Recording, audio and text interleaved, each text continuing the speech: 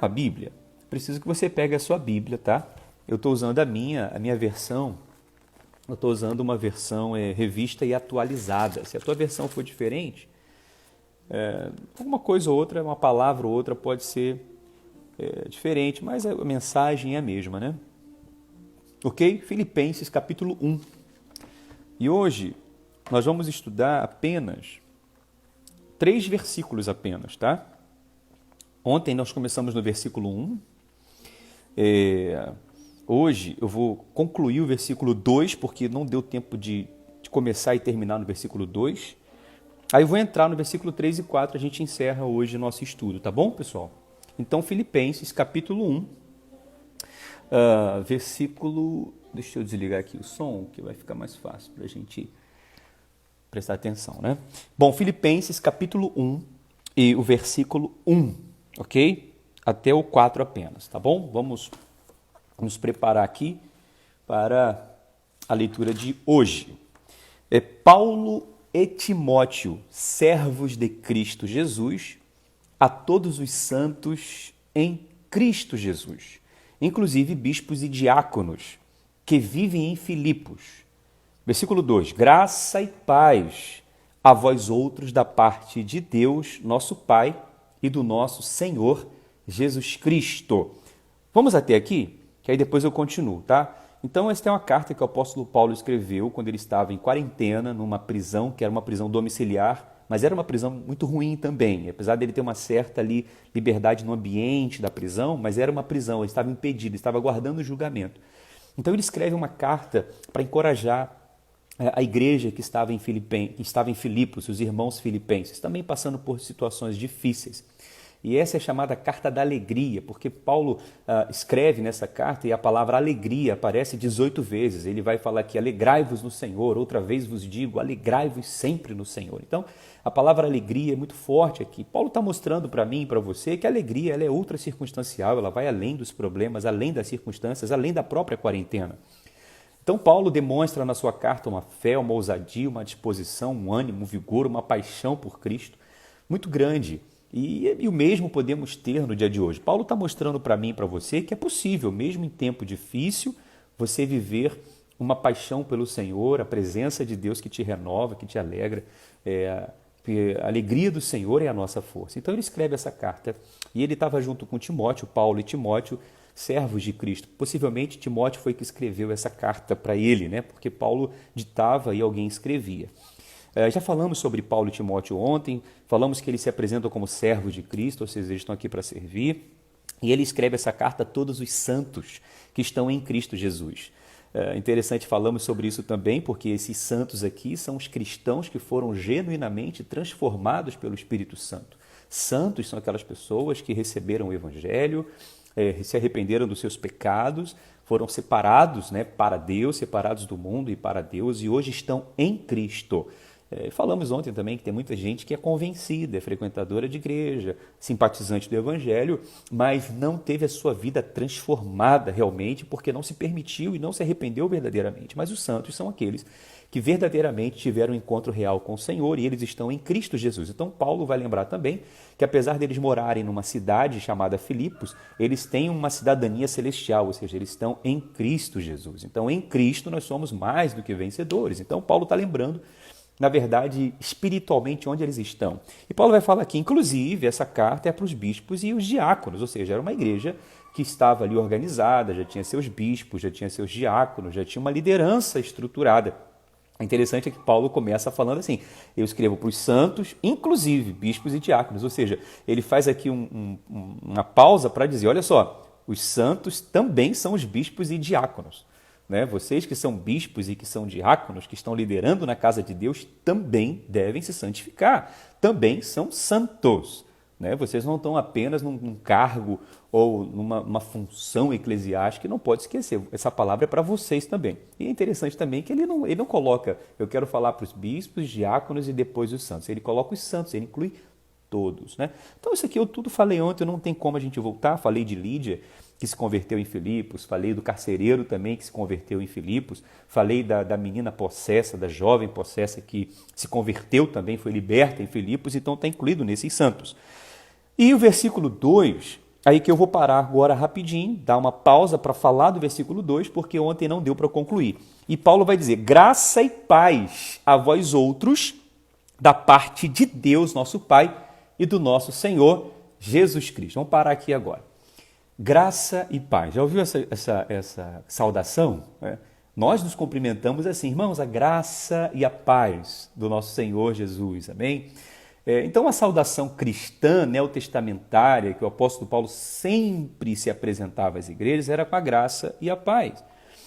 Por que essa expressão é muito importante? Porque graça e paz são duas bênçãos que os santos conheceram, desfrutam diariamente. Nós precisamos todos os dias da graça e da paz. A graça significa favor de Deus, favor imerecido. Um Deus que se revela, que se manifesta com bondade, com perdão dos nossos pecados, com misericórdia, com benignidade. Então, a palavra diz que as misericórdias do Senhor se renovam a cada manhã, e a causa de não sermos consumidos, isso é a manifestação da graça de Deus. A graça nos faz lembrar que não é pelos nossos méritos, pelos nossos merecimentos, não é pelo que eu faço, mas pelo que Cristo fez na cruz. A graça é que faz a gente ter certeza do perdão dos nossos pecados. A palavra diz: onde abundou o pecado, superabundou a graça de Deus. A graça nos dá poder para vencer as nossas fraquezas. O apóstolo Paulo tinha um espinho na carne, e ele orou ao Senhor pedindo que o Senhor tirasse. Ele falou: eu orei 3 vezes para que o Senhor tirasse meu espinho na carne, porque era uma fraqueza que Paulo tinha. Pode ser uma fraqueza física também, enfim, mas o Senhor fala e responde: Paulo, eu não vou tirar esse espinho, eu vou dar minha graça para você, porque a minha graça te basta, o meu poder se aperfeiçoa na sua fraqueza. Então, tudo que eu e você precisamos é da graça de Deus. Nós vivemos pela graça, nós precisamos da graça. E a graça é você lembrar que Deus, Ele te ama, independente de onde você esteja, independente de qualquer situação. Graça nos faz ter certeza que os nossos pecados foram perdoados. Nós pecamos a todo momento, a gente acaba pecando em palavras, podemos pecar em palavras, em pensamentos, em atitudes, e às vezes a gente nem se dá conta disso. Mas a gente tem que agradecer porque a graça de Deus está sobre nós, a graça que nos dá poder para vencer a tentação, vencer o pecado e vencer também as nossas fraquezas e vencer as crises que enfrentamos. Então, que a graça do Senhor esteja sobre você. Amém? E porque temos essa graça, nós podemos desfrutar da paz. Olha que coisa linda, né? Porque temos a graça, podemos ter paz. Graça e paz. A paz é uma consequência da graça. A paz é um efeito da graça. Porque se a graça nos dá certeza de que Deus me ama, de que Ele não quer me punir, que Ele não quer me castigar, de que Ele me ama incondicionalmente, Ele é um Pai bondoso, amoroso, eu posso ter paz. Por isso que a palavra diz: o castigo que nos traz a paz estava sobre Cristo. Cristo levou sobre si os nossos pecados. Então hoje podemos ter paz. Porque o Senhor nos reconciliou com Cristo. Amém, irmãos? Por isso que a gente cumprimenta com os irmãos com a graça e a paz. Por que a gente não cumprimenta com a paz? Porque se você não tiver revelação da graça, você não tem paz. Se você não entender a graça, você não desfruta da paz. Vai ficar sempre debaixo de condenação, de acusação, porque a graça remove a condenação e a acusação, porque nos faz lembrar da cruz, nos faz lembrar de Cristo. Então a paz, a graça e a paz. Coisa linda isso aqui, né? Vamos avançar. E ele vai falar também da fonte dessa bênção. Ele vai falar assim: graça e paz a vós outros, da parte de Deus, nosso Pai e nosso Senhor Jesus Cristo. Ou seja, essa graça e essa paz vem de Deus, vem do nosso Pai. Ela não vem de um líder religioso, não vem de um pastor, não vem de um guru, não vem de um homem. A gente vive hoje numa sociedade que as pessoas colocam muita confiança nas pessoas, nos homens. É o pastor, é o líder, é o guru, é isso, aquilo. Mas a graça e a paz vem de Deus, vem do nosso Pai. Graça e paz da parte de Deus, nosso Pai e do nosso Senhor Jesus Cristo. Amém? Então fala da fonte da bênção que procede do nosso Pai. Tudo que nós precisamos vem dele. Amém? Então graça e paz para você que está aqui assistindo esse estudo, que chegou agora. Estamos em Filipenses e vamos agora para o versículo 3, ok? Hoje eu falei que eu ia tentar fazer em menos tempo esse estudo. Ontem ficamos quase 1 hora em um versículo só. E como eu disse, a palavra é uma fonte inesgotável, né? É maravilhoso. E agora já estamos aí com 26 pessoas ouvindo, participando desse estudo, sendo abençoados. Vamos lá? Vamos voltar para a Bíblia? Olha lá. Vamos para o versículo 3. Agora que já passou a saudação, Paulo agora vai entrar no conteúdo da carta, porque toda carta tem uma introdução, né, que é a saudação que Paulo faz, onde ele se apresenta, e tem o corpo dessa carta, que é o conteúdo dessa carta, que é a parte, não que é mais importante, tudo é importante na carta, mas essa é a mensagem central, onde as pessoas vão, onde Paulo vai comunicar a sua mensagem, a sua intenção para os seus ouvintes originais, que eram os filipenses. Então Paulo começa aqui, olha só, versículo 3, vamos dar só 2 versículos hoje, tá? 3 e 4. Dou graças ao meu Deus por tudo, que recordo de vós fazendo... Versículo 3, dou graças ao meu Deus por tudo que recordo de vós. Olha que coisa linda, só isso. Dou graças ao meu Deus por tudo, porque em tudo recordo de vocês. Isso aqui tem uma lição, vamos falar sobre isso. E o versículo 4, fazendo sempre com alegria súplicas por todos vós em minhas orações pela vossa cooperação do Evangelho. É o versículo 5, eu vou parar aqui, vou ficar só no versículo 4, porque senão a gente vai avançar para outro versículo, tá? Amanhã eu falo do versículo 5. Versículo 3 e 4, dou graças ao meu Deus por vós em tudo, porque me recordo de vós. Versículo 4, fazendo sempre com alegria súplicas por todos vós em todas as minhas orações. Pronto até aqui, vamos ficar só nesses 2 versículos. Esse primeiro versículo, versículo 3, Paulo, vou te ensinar uma dica de estudar a Bíblia agora, antes de continuar aqui. Quando você for estudar um texto da Bíblia, um versículo, você tem que procurar qual é a palavra-chave daquele versículo ali, entendeu? Vão ter várias palavras. Normalmente o versículo tem 2 ou 3 linhas, os versículos são curtos. Então, o que você faz? Você identifica a palavra principal daquele versículo. E a partir daquela palavra, você vai abrindo aquele versículo para entender o que ele está querendo dizer. Entendeu? Então, isso aqui é um método de estudo bíblico, né?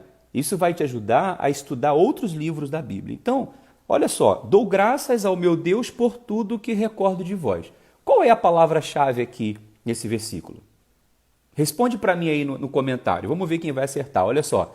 Dou graças ao meu Deus por tudo que recordo de vós. Quem acha a palavra-chave aí? Digita aí, Dudu, digita aí, Rita, Lúcia. Qual é a palavra-chave aqui nesse versículo? Dou graças ao meu Deus por tudo que recordo de vós. Qual é a palavra-chave? Anota aí. Deixa eu ver se alguém está prestando atenção no estudo, né? E vamos destrinchar isso aqui. Dou graças ao meu Deus por tudo que recordo de vós. Alguém quer arriscar? Está com vergonha de errar? Não, não tem medo de errar, não. Né? Então, a palavra-chave aqui, nesse versículo, é gratidão.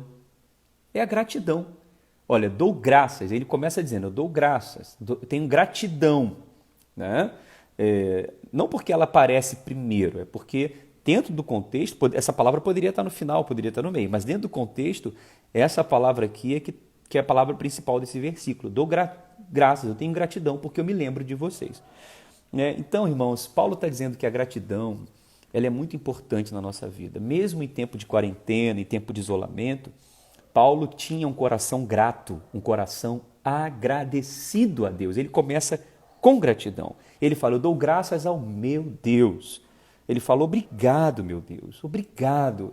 Então, o que a gente pode aprender aqui? Primeiro, nós aprendemos que nós não podemos deixar a murmuração, a indignação, a revolta tomar conta do nosso coração, por pior que a situação seja. Paulo poderia ter começado aquela carta revoltado, falando, olha, já estou preso aqui há tanto tempo, não tem comida direito, o ambiente é úmido, é frio, eu não vejo a hora de sair daqui. Ele poderia ter começado a sua carta assim, com a murmuração, com a reclamação, mas não. Ele começa dando graças ao meu Deus. Então, quem tem um coração grato aí? Hoje, nesse tempo de quarentena, nesse tempo de isolamento, temos que exercitar a gratidão, irmãos. Amém? Eu aprendo também aqui que a gratidão, né? Quem tem um coração grato, ele não perde a intimidade com Deus. Ele não perde a intimidade. Ele fala assim, graças dou ao meu Deus. Olha que coisa linda, gente. Paulo está dizendo, eu tenho intimidade com Deus, por isso eu estou dando graças a Ele. Eu estou dando graças ao meu Deus. Então, quem tem intimidade com Deus vive uma vida grata, cheia de gratidão. Por quê? Porque quem tem uma vida de intimidade com Deus pode ter gratidão, pode agradecer a Deus por tudo, porque sabe que Deus está no controle de tudo. Porque sabe que todas as coisas cooperam para o bem. Por isso que o apóstolo Paulo vai dizer, dou graças ao meu Deus por tudo. Gente, isso aqui é lindo demais. Ele diz, eu tenho gratidão porque eu tenho intimidade com Deus e por ter intimidade com Deus eu tenho certeza que tudo coopera para o meu bem. Eu tenho certeza que Deus está no controle. Quem não tem essa intimidade com Deus vai dar lugar à murmuração, à reclamação, porque não confia que Deus está no controle. Então Paulo começa, eu dou graças porque Deus está no controle de tudo. Amém? Vamos continuar? E o que ele fala a mais aí? O que ele fala além? Ele fala aqui, porque me recordo de vós. Agora Paulo vai falar da lembrança. Paulo, ele é grato porque ele lembra. E porque Paulo lembra, ele é grato. Olha que coisa linda. Então, a gratidão, ela também está associada à memória. Está associada à lembrança. Podemos dizer que a gratidão é a memória do coração. Eu me recordo, eu trago a memória de vós. Irmãos, quem é grato, lembra. Quem é ingrato, esquece. Anotou isso aí? Isso aqui é frase para colocar no Facebook lá, hein, Rita? Quem é grato, lembra. E quem é ingrato, esquece. A gente lidar com tanta ingratidão, né? Na nossa volta, muitas vezes, na nossa vida. Mas para com Deus, nós não podemos esquecer do que Ele fez na nossa vida até hoje e vai continuar fazendo. Então, ter recordação de coisas boas traz alegria. Como ter recordação de coisas ruins traz tristeza. E nessa quarentena, você quer lembrar de coisas boas ou de coisas ruins? Temos que lembrar de coisas boas, trazer à memória aquilo que nos dá esperança. Nós estamos precisando de alegria nesses dias. Amém, irmãos? Então, Paulo está lembrando. O que Paulo lembra aqui? O que Paulo traz à memória? Olha que coisa linda que nós podemos fazer. Paulo estava lembrando do tempo que ele passou junto com a igreja. Estava lembrando do tempo que ele evangelizava aquela igreja, lembrando da conversão da Lídia, aquela mulher que vendia púrpura, aquela empresária, da libertação da jovem, da salvação da família do carcereiro, lembrando da comunhão, lembrando do tempo que eles passavam juntos, lembrando dos cultos que eles realizavam juntos. Irmãos, esse é um tempo de nós lembrarmos da comunhão que nós tínhamos como igreja quando podíamos nos reunir. Lembra dos cultos? Quantos cultos maravilhosos nós oferecemos a Deus em louvor, em adoração, e a palavra era liberada. Então nós temos que lembrar da nossa comunhão. E lembrar que essa comunhão, ela não é só uma comunhão física, mas ela também é uma comunhão espiritual. Porque mesmo distantes, nós podemos ter comunhão uns com os outros. Paulo vai dizer, uma das suas cartas, ele vai dizer o seguinte, olha, eu não posso estar com vocês em corpo, mas eu estou em espírito. Olha que coisa linda. Então, a gratidão, ela nos traz a lembrança, nos faz recordar de coisas boas, de como Deus operou na nossa vida, como Deus operou naquela igreja, o que Deus fez. Então, Paulo lembra disso e lembra com muita alegria. Você lembra hoje? Salmo 133 diz, quão bom e quão suave é que os irmãos vivem em comunhão. Falar de gratidão, falar de lembrança e falar de confiança, são três palavras que caminham juntos, gratidão, lembrança e confiança. Eu vou abrir um parênteses e lembrar nesse tempo de crise, de escassez, nesse tempo de deserto que estamos vivendo, nós podemos lembrar de quantos desertos nós já passamos, quantas lutas já enfrentamos, quantos livramentos Deus nos deu, quantas provisões até financeiras lá atrás, no momento que a gente precisava, Deus trouxe a provisão para a gente. Então quem tem essa memória hoje, não vive preocupado e aflito, vive grato. Porque sabe que Deus fez, é o mesmo Deus que faz, é o mesmo Deus que fará. Então Paulo diz, dou graças a Deus, a meu Deus, por tudo que me recordo de vós. Quando você se recorda da igreja, o que você lembra? Você tem alegria? Tem gente que não tem do que se recordar, não é? Tem gente que hoje não tem, porque não frequentava, não participava. Talvez agora está sentindo muita falta, né, da comunhão. E a gente realmente muitas pessoas só valorizam quando perdem, né? Mas que o seu coração hoje seja cheio de gratidão e não de murmuração. Vamos ser gratos, vamos lembrar das coisas boas, vamos trazer à memória aquilo que nos traz a esperança. Amém? Vamos para o versículo 4? Aí, já estamos no versículo 4. Hoje vai ser mais rápido, né? Ontem ficamos 1 hora quase, em um versículo apenas, né? Hoje já estamos no 4. Dou graças a Deus por tudo que recordo de vós. E o versículo 4.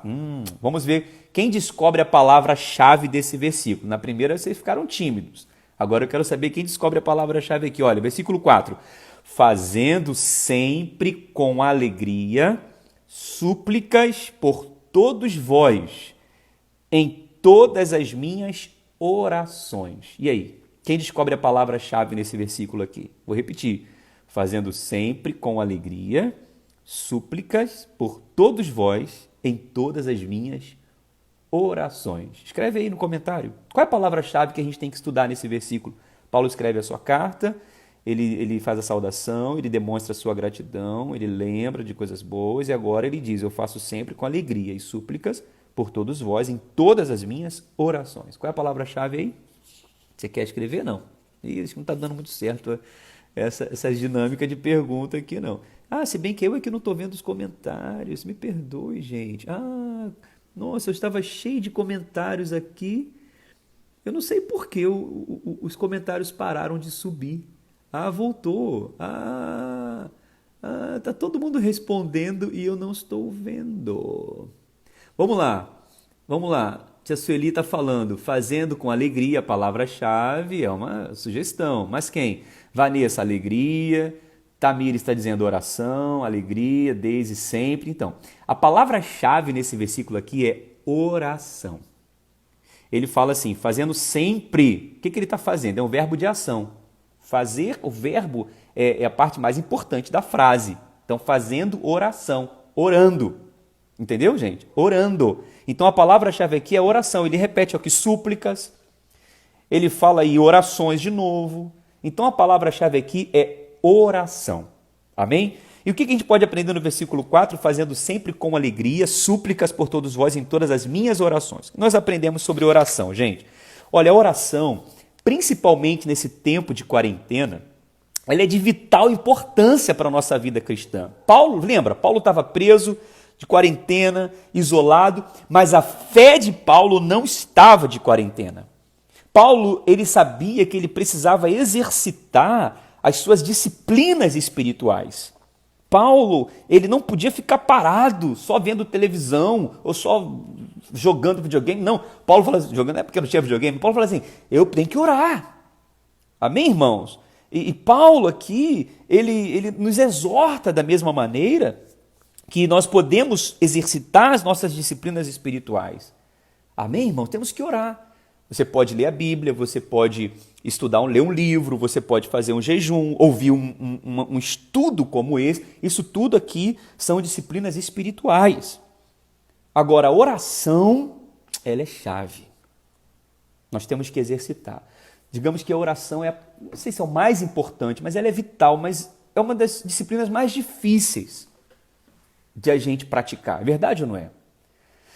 Na verdade, tem 2 exercícios importantes que nessa quarentena a gente tem que fazer. Exercício físico e exercício espiritual. Vamos pensar aqui? Quem, por exemplo, está nessa quarentena só comendo, só come televisão, come, dorme, deita, come, e não faz um exercício físico. Qual é o resultado? Daqui a pouco dá um problema no coração, daqui a pouco está com dor de cabeça, daqui a pouco está sentindo alguma dor, alguma doença. Por quê? Porque não exercitou o físico, não botou para fora as toxinas. Exercício físico. Agora, e o exercício espiritual? É a oração. Da mesma forma, a pessoa só vê televisão, só vê filme, só vê seriado, só fica vendo notícia e vai só entrando. E a pessoa não põe para fora aquilo, a pessoa não exercita através da oração. A oração desintoxica a nossa alma nesse tempo de quarentena, em qualquer momento da nossa vida. Então são 2 exercícios importantes. Paulo está falando, eu oro por vocês. Eu estou aqui em quarentena, mas eu não estou de bobeira não, estou orando, eu estou intercedendo por vocês. Só que o exercício físico e a oração tem um inimigo em comum. Qual é?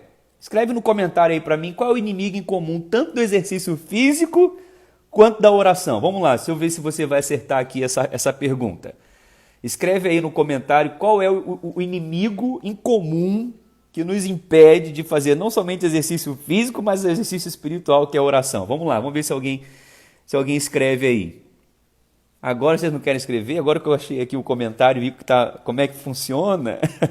Ah lá, Deise já matou, de primeira. Preguiça. Preguiça, Deise. É isso aí, essa é a palavra que estava na minha cabeça, que é preguiça. O comodismo. Ai, por que eu vou lá fazer exercício? Eu vou fazer aquela caminhada. Orar. Não vou conseguir. A pessoa começa a orar e já está dormindo.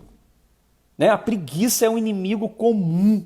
Então nós temos que vencer a preguiça. O Senhor Jesus diz, a palavra diz em Provérbios, vai ter com a formiga ao preguiçoso, levanta tu que dormes. Então Paulo estava de quarentena, mas a fé dele não estava de quarentena. Paulo estava com a mente ativa, Paulo estava ali orando, ligado, Paulo estava buscando o trono do Senhor, falando de oração, ou falando em oração, né? e orando ao Senhor. Amém? E falando em oração, vamos agora falar só sobre oração, a gente vai terminar esse versículo falando sobre oração. Paulo estava impedido de ter comunhão com as pessoas, mas ele não estava impedido de orar por eles, né? Paulo, ele não podia visitar Filipos, mas a oração dele poderia chegar até o trono de Deus. Aleluia. Paulo não podia ir até eles, mas a oração de Paulo podia abençoá-los. Porque a oração, irmãos, ela não conhece limites geográficos. Não há limites para a oração. Você pode orar aqui para uma pessoa lá no Japão, lá na China, em qualquer lugar. Então nós precisamos orar, vencer a preguiça e orar. Amém? Vamos falar então sobre como foi essa oração de Paulo, porque através da oração de Paulo, ele influenciou as pessoas, ele abençoou as pessoas. Porque a oração tem um poder muito grande, irmãos. Tiago, capítulo 5, versículo 16, diz o quê? A oração feita por um justo pode muito em seus efeitos. E Paulo está dizendo aqui, né, nesse versículo 4, fazendo sempre com alegria súplica por todos vós em todas as minhas orações. Então Paulo também era um intercessor. Ele era um intercedor, ele intercedia pelas pessoas. Ele orava pelas pessoas. E a intercessão de Paulo aqui tem 4 características. Aqui eu quero terminar no versículo 4. Vamos ver se a gente consegue bater o recorde hoje do tempo. Ontem demoramos 1 hora, hoje vamos ver quanto tempo a gente vai demorar aqui para terminar, né? Mas, versículo 4. Quais são as 4 características da intercessão de Paulo naquela quarentena e que nós também podemos exercitar a nossa oração nessa quarentena? Primeiro, a intercessão, a oração de Paulo era uma intercessão contínua. Era uma intercessão contínua. Por que contínua, pastor? Olha o que ele diz. Eu faço sempre orações por vós. Eu faço sempre com alegria orações, né? Eu faço sempre com alegria súplicas por todos vós em todas as minhas orações. Veja, em todas as minhas orações eu faço sempre menção de vós, recordando de vós com alegria, em súplicas as minhas orações. Ou seja, Paulo, ele não orava esporadicamente. Paulo não orava de uma vez só por dia, ele não orava uma vez por mês, uma vez por semana, ele orava continuamente. Paulo estava conectado com o céu continuamente, irmãos. Ele estava com o seu coração voltado para Deus e com o seu coração também em oração voltado para as necessidades da igreja. Paulo estava preso, Paulo estava em quarentena, mas ele estava focado em Deus. E ele estava também intercedendo pela necessidade das pessoas. Então isso aqui fica uma lição para mim e para você. Não ore só uma vez na semana, não ore só uma vez no dia, não ore só quando a coisa ficar ruim, ou não ore quando a coisa estiver boa, não. A palavra diz que nós temos que orar sem cessar, orar continuamente. Um crente vencedor é aquele crente que ora regularmente, fala de uma regularidade.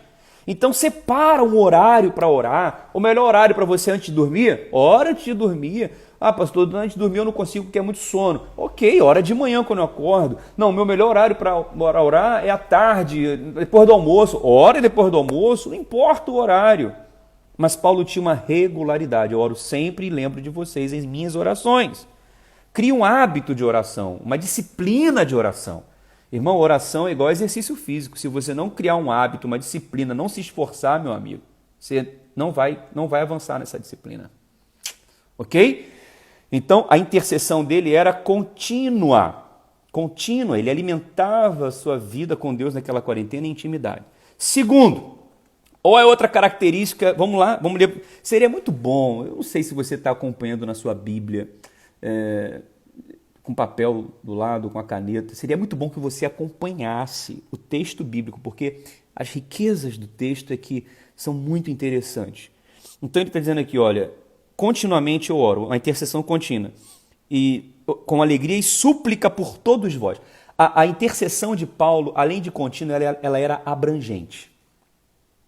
Era uma oração, uma intercessão abrangente. Pastor, o que significa ser abrangente? Paulo fala, eu oro por todos vós. Eu oro por todos vocês.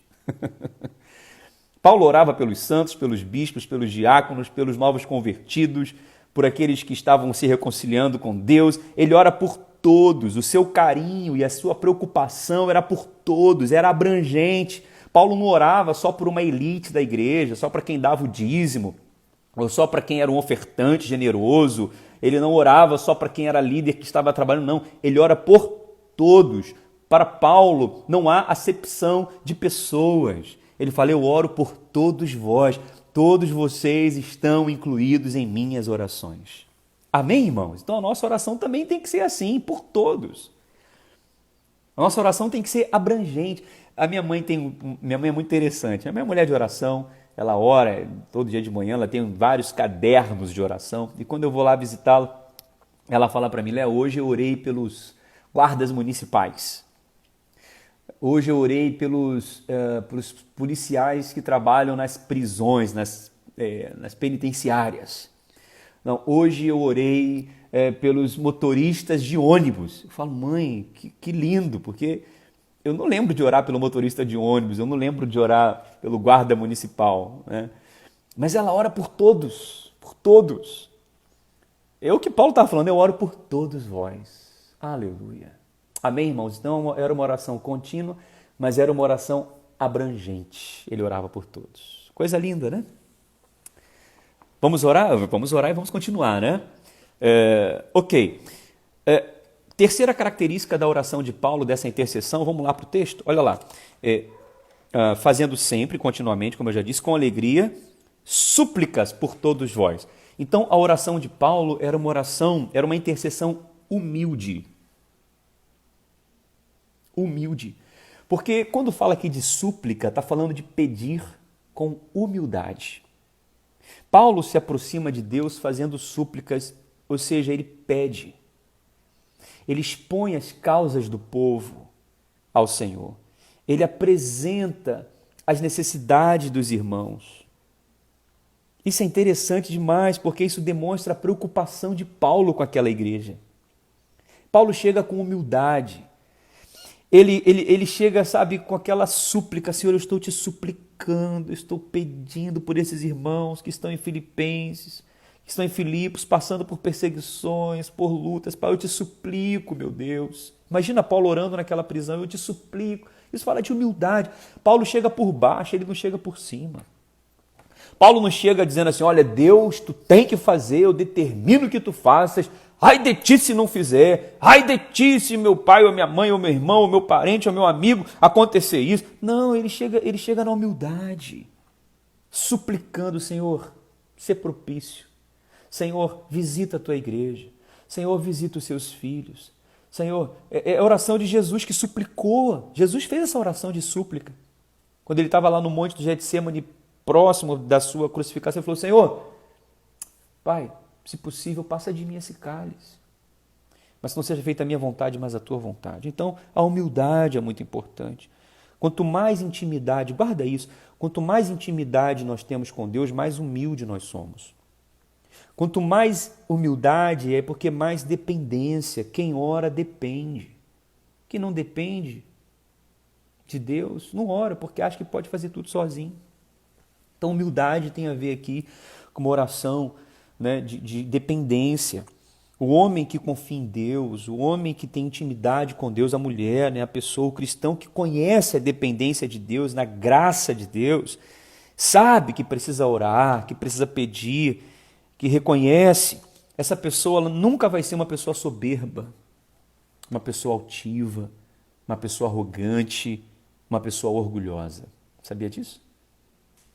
Porque não combina orgulhoso, soberbo, altivo, arrogante, com humildade, com dependência de Deus. Então Paulo ele chega dizendo, olha, eu estou orando todos os dias, continuamente, regularmente, eu estou orando por todos de maneira abrangente, ninguém está fora das minhas orações, mas eu estou orando com humildade, suplicando, reconhecendo a vontade e a soberania de Deus. Paulo, ele confia. Paulo era um homem muito ousado, Paulo era um homem de autoridade. Paulo, ele confrontava, ele disputava a palavra com os reis, com os governadores. Ele era um homem de muita autoridade, ele falava com muita ousadia. Mas por que Paulo ele tinha ousadia diante dos reis poderosos daquela época? Porque ele aprendeu a se curvar diante do Rei dos Reis. Aleluia! Se curvar diante do Rei Todo-Poderoso, que é o nosso Senhor Jesus. Amém? Então a nossa oração tem que ser com humildade. Em último lugar, e aí? Olha só, eu vou terminar esse estudo hoje vou bater meu tempo recorde, né? Ontem foi 1 hora, hoje está menos. Para falar da última característica, vamos ver quem vai acertar? Última característica da oração de Paulo, da intercessão de Paulo pelos filipenses. Eu oro continuamente, eu faço uma intercessão abrangente, uma intercessão humilde. E qual é a última característica? Lê o texto aí. Qual seria a última característica dessa intercessão? Vamos lá, lê aí, versículo 4. Qual é a última característica da intercessão de Paulo? Qual é a última característica da oração de Paulo? Vamos lá, quem está acompanhando aí? Deixa eu ver. Vamos lá, Binha, responde aí. Vanessa, vamos lá. Qual é a última característica da oração, da intercessão de Paulo aqui nesse versículo 4? Quem pode me dizer? Tá difícil? A Deise já arriscou aqui. Alegria. Mas quem arrisca? A Nádia, por vós. Já falei por vós, né, Nádia? Por todos vós, já falei. Alguém arrisca? A Deise já arriscou e já acertou. Exatamente. Alegria. É isso aí, Sônia. Alegria. Paulo fala aqui, eu oro com alegria. Aleluia. Irmãos, eu oro com alegria. Olha como é que é importante estudar a Bíblia. Estudar, mas assim, meditando, refletindo palavra por palavra, entendendo o contexto, entendendo... Esse é o meu objetivo, é te ajudar a estudar a Bíblia. Né? Então Paulo orava com alegria. Paulo orava, tinha intimidade com Deus, comunhão com Deus, e ele tinha também alegria. Então nós podemos concluir o quê? Que a alegria é reflexo do nosso relacionamento com Deus. Anotou?